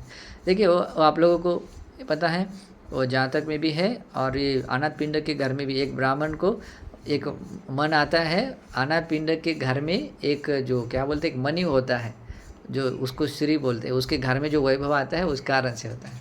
तो उसको लगता है कि ये मुझे मिला तो मुझे भी रहेगा, लेकिन उसको वो हर तरह से कोशिश करता है, तो वहाँ से निकाल कर वो दूसरी तरफ जाता है, दूसरी निकाल के आ जाता है। बाद में उसकी बीवी के इसमें से माथे पर बालों में लग जाता है, तो कहता है कि अभी मैं बीवी दो करके नहीं बोल सकता, पहले ना किसी पंखे को लगता है, डंडे को लगता है, वो हर एक चीज़ मांगता है। वो अनाथ पिंडक बहुत दानशूर है ना, हाँ ठीक है ले लो बोलता है, तो डंडा लेता है, लेकिन डंडे को नहीं, वो अपने आप उठ जाकर वो दूसरी जगह बैठ जाती थी। तो ऐसी है ना, वो श्री जो है वो उसको नहीं मिलती। वो समझ में आता है कि जिसके पास में पुण्य नहीं होता है वो श्री उसके पास में ठहरती नहीं है। एक उसी प्रकार के, जैसे कि चाहे धन हो चाहे कोई भी चीज़, जैसे कि मैं एक कहते हैं कि एक सुंदर स्त्री है, जो पुरुष को एक सुखी बनाने के लिए जो कारण बनने वाली होती है, स्त्री रत्न जैसी होती है, तो वो भी ऐसे मनहूस लोगों के पास नहीं रहता है। वो कहीं पर भी सब जाते, लेकिन जिसको मिलती है और जिसको ठहरती है ना, वो कुछ स्पेशल होता है। जिसका जो पुण्य होता है उसके पास नहीं ठहरती, उसको कहते हैं, हाँ, उसको बोलते हैं श्री। ओके, तो इस प्रकार के उसको बोलते हैं श्री वायनं, है ना। संति कामं देवठानं गत्वा सचे में इदं नाम सम्मिज्यति तुम्मा कैवना इमना उपहारं करिष्यामि। संति कर्म, अभी ये संति कर्म का अर्थ होता है किसी देवस्थान पर जाता है और कहता है यदि तूने मेरा ऐसा ऐसा काम कर दिया तो मैं तुझे ऐसा ऐसा करूँगा, 5 नारियल फोड़ दूंगा। ओके तूने मेरा ऐसा काम कर दिया तो ऐसा काम कर, ऐसा प्रॉमिस कर देता है। ओके, सम्मिद काले कर्तव्यं, और जो अगर हो जाता है तो मैं ऐसा कर दूंगा करके ये होता है। पणिधि कामं, है ना। बात तो यही चल रहा है जी सारा। हाँ, ये तो सब तरफ चलता है। सबसे पहले यही जाके मांगते हैं कि हाँ, कहीं पर भी जाते हैं और एक ही प्रॉमिस करते हैं कि मेरे ऐसा ऐसा हो जाए, तुझे मैं ऐसा करूँगा, हर साल तेरे यहाँ दर्शन करने आऊँगा, है ना, ये पैदल से चलूँगा, इतनी बार मैंने उपवास करूँगा, इतनी बार मैं, और आजकल क्या है ना, वो सब करने के पीछे एक और लगाते हैं, गाय को इतनी बार चारा दूंगा। ओके, ऐसा कुछ ना कुछ डाल देते हैं, ठीक है। तो बेचारे करते हैं उसको। परिधि कामक भी ऐसा है, कुछ अधिष्ठान करते हैं और उसको फुलफिल करने के बाद में उस तरीके से करते हैं। उसके बाद में आता है भूरि काम, जैसे भूरि कामक में आता है भूरि घरे वसित्वा गहित मंतस प्रयोगकरण। अभी किसी पर्टिकुलर कुछ आलीशान घर में कोई रहते हैं तो वहाँ रहते समय किस पर्टिकुलर प्रकार की कोई श्लोक बोलना है या कैसे करना है, तो उसको लेकर भी है। वस्य कामं ओस्य कामं वस्सोति पुरुषो ओस्सोति पंडको इति वस्य वस्य करण वस्य काम, और वशीभूत करने का भी है वो, ये तो बहुत डेंजर है। और किसी किसी को अपने वश में करने का भी एक अलग अलग विद्या है। हाँ, वशीकरण किया जाता है ना, वो फिर उसके आदमी के अनुसार ही अपना काम कर लेता है। और ये बहुत डेंजर है फिर, है ना। मेरे साथ हो चुका है जी, ऐसा हो चुका है ना। मेरी प्रॉपर्टी पूरी नाम करा ली मैं जी की, तो मेरे बड़े भाई ने ऐसे किया, मेरा सारा गांव कैसे काटता हूँ, कुछ मेरे अंदर ऐसा डाल के, मतलब जैसे कहता था मैं। हाँ, तो सम्मोहन और वशीकरण एक ही है? नहीं, वो अलग है, अलग है। हाँ, ये अलग है। हाँ, वशी, हाँ, ओ वश्यकरण वश्य कामं, ये वो अलग अलग है। तो इस तरह की भी ये विद्याएं हैं, ये तिरछान विद्या है। वत्थु परिकामं इदं चिदं चारथ वत्वा वत्थु बलिका। हाँ, ये आप लोगों को पता है, एक वत्थु परिकामं का एक हमारी तरफ उसको क्या बोलते मुझे याद नहीं है, हमारे गांव की तरफ लोग बोलते हैं। ये ऐसा मुझे एक बार मुझे समझ में आया था कि हमारे, अभी वो बोलना अच्छा नहीं है ऐसे ही बिना, ठीक है। तो इस तरह से अभी तो उसके और भी कुछ वर्ड्स हैं, जैसे वस्तु का परिक्रमण करते हुए भी कुछ चीज़ों को लेना होता है। आचमन, पानी से मुख शुद्धिकरण के बारे में है। नापनंग, या अलग अलग तरीके से स्नान करके शुद्ध होने के पाप दोनों को लेकर है। जूहनंग का अर्थ होता है किसी पर्टिकुलर प्रकार के अर्थ सिद्धि के लिए अग्नि जलाना है, अग्नि जला कर रखते हैं कुछ लोग, तो उसकी भी एक विद्या है। वमनंग, कुछ ऐसा पर्टिकुलर प्रकार का प्रयास करवा कर उनको वमन करवा लेते हैं, इस प्रकार की भी कुछ विद्या, उससे कुछ प्रयोजन के लिए। विरेचनंग, विरेचन करवाते हैं, कुछ अंदर से कुछ है और सब निकालने के लिए भी एक विरेचन दिया जाता है, ताकि किसी को निरोगी बनाने के लिए या किसी को पीड़ा या मनुष्य के जैसा कुछ निकाल देने के लिए। पंचकर्म में होते हैं। हाँ, विरेचन, हाँ, उद्धंग विरेचन होते हैं मुख से निकालने वाला, मतलब उद्धंग दोषण, मतलब ऐसा करते हैं ऊपर के दोष जो है मुख से निकाल लेते हैं। और अधो, हाँ, अधो विरेचन होता है नीचे से। हाँ, विद्यावान होते हैं वो हाँ, कहते हैं कि इसको ये चीज खिला दी गई है, हाँ, और यहाँ अटकी हुई है, तो उसको हम निकलवाएंगे, वो निकलवाते हैं उसको। तो अधो विरेचन का अर्थ होता है नीचे से दोष को लेकर निकालने के लिए। शीश विरेचन, शीश को लेकर कुछ ऐसा होता है तो उसको निकालने। कन्न तेल, कान में तेल, कन्नानंग बंधन, कान में किसी ने अगर बांध लिया है तो उसको भी किसी को ठीक करने के लिए भी। वन हरणतंग भेषज तेल पचन, कोई पर्टिकुलर ऐसा दवा का तेल बनाकर उसको देर करते हैं। नेतपनंग, अक्खी तप्पन तेलंग, मतलब जो एक पर्टिकुलर प्रकार के आँखों में भी कोई दोष होता है तो उसको भी ठीक करने के लिए वो कोई इस विद्याओं का तेल का उपयोग करके कुछ वो भी एक तिरछाण विद्या है, मतलब वो वैद्य कर्म नहीं है, ट्रीटमेंट वाला नहीं है, ये कुछ अलग विद्या है, तो इसको तिरछाण विद्याओं में आता है। नत्थु कम्मंग है, नत्थु कम्मंग कुछ नाक से कुछ दवा या तेल का ऐसा कुछ तो करके भी कुछ ना कुछ ऐसा ठीक करवाने के लिए मस्तिष्क से कीड़ा निकालते हैं, हाँ कुछ करते। दांत से कीड़ा निकालते हैं। बाद में अंजनं द्वेवा तिनिवा पटलानि निहरण समतं खारंजनं, अंजन मतलब 2-3 ऐसे पटल, मतलब पटल कहते हैं अंदर का कुछ आँखों से जुड़ा ही कुछ तो भी है, तो उसको भी कुछ निकालने के लिए कुछ ना कुछ ऐसा इस विद्या का उपयोग कर लेते हैं। पच्चंजनं निब्बापनीय शीतल भेषजनक, ये अपने भीतर अगर कोई ठंड लगने और शरीर के अंदर की जो ठंड है, शीतलता है, उसको ये करने के लिए भी, या खाया पिया हो उसमें से भी उसका क्या बोलते हैं उसको ठीक उसका निवारण करने के लिए भी कुछ पर्टिकुलर कुछ किए जाते हैं, तो वो भी एक भेषज कर्म है। सालाकियं सलाक वेज्य कर्म, म्हणजे यानी कि होता है सलाक इस पर्टिकुलर प्रकार की एक सलाक, यानी कुछ किसी को एक समय में पर्टिकुलर समय एक चूज करके उसको उस पर एक अलग पर्टिकुलर टाइम में पर्टिकुलर अलग समय में उसको दवाई की जाती है, उसको कहते हैं सलाक। वैद्य कर्म वैद्य कर्म ही है, वैद्य कर्म है। शल्यकत्तियं, ये शल्य ने पुराने जख्मों को काट के या उसको ठीक ऑपरेशन को लेकर, हाँ शल्यकत्त वैद्य कर्म। दारक तिचिक्षा, मतलब जो छोटे बच्चे हैं उसको लेकर कुछ उसको ठीक करने का जो वैद्य कर्म है। मूल भेषजानं अनुपादान इमिना काय तिकिच्छनं दस्येति, तो मूल भेषजान जो काया में भी अलग अलग तरह की जो पीड़ाएं परेशानी रहती है उसको भी ठीक करने के लिए जो चिकित्सा की जाती है उसको है। ओषधिनं पटि मोक्षति खारादिनी दत्वा तदनुत्तरे वने गति तेषं अपनयनं, तो अलग अलग तरह की औषधि का भी तैयार एक पर्टिकुलर समय में ही पर्टिकुलर इसमें औषधि तैयार करना का सेव होता है, वो पता नहीं कैसे होता है लेकिन वो तैयार करते हैं, और उसके अनुरूप ही मतलब जैसे जैसे दवाई होती है उस प्रकार के अनुरूप ही कैसे कैसे ट्रीटमेंट करनी चाहिए। तो इन सारी चीज़ों को लेकर जो व्यक्ति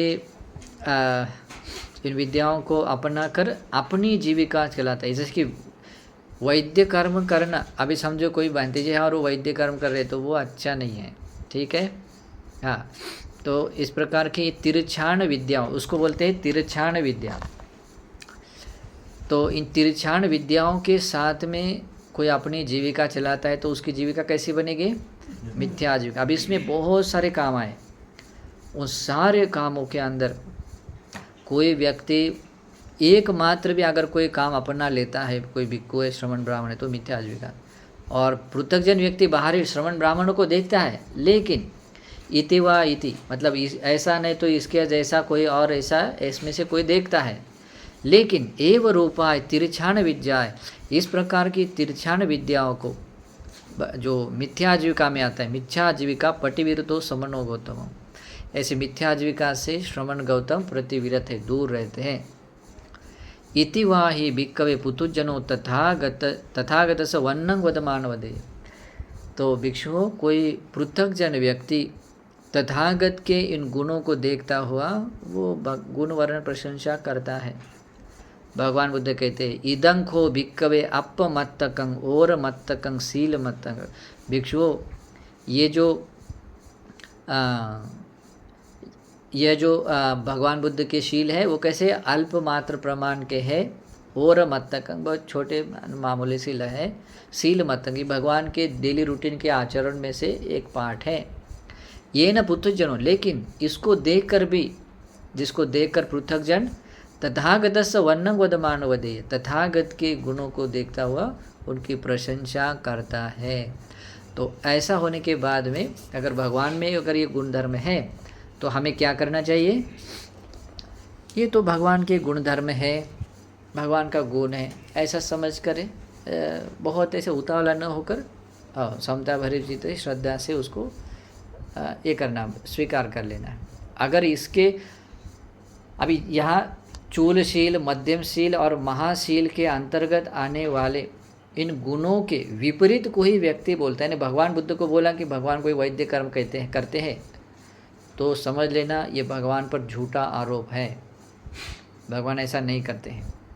भगवान किसी भी इस प्रकार तिरछाण विद्याओं को नहीं करते हैं, और करते हैं ऐसा किसी ने बोला है तो समझ लेना भगवान की वो निंदा कर रहा है।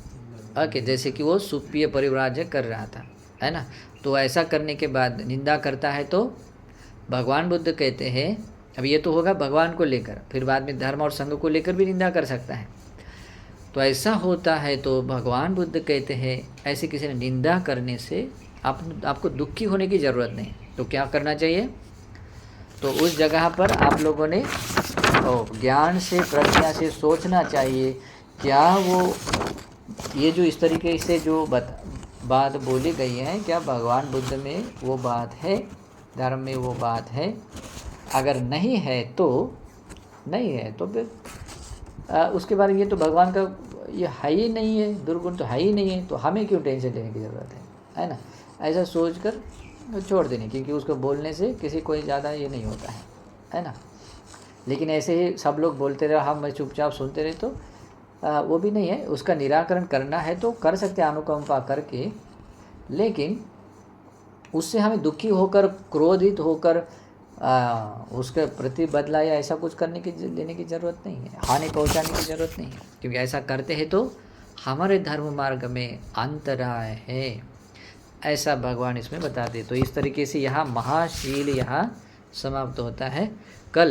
अभी यहाँ कल से अभी सारे दृष्टियों का जाल अभी आगे जाता है। तो ओरिजिनल जो ब्रह्म जाल सूत्र में जो उद्देश्य करके बताया है वो अभी कल से हम देखते हैं। तो आज का ये आदेश ना समाप्त होता है।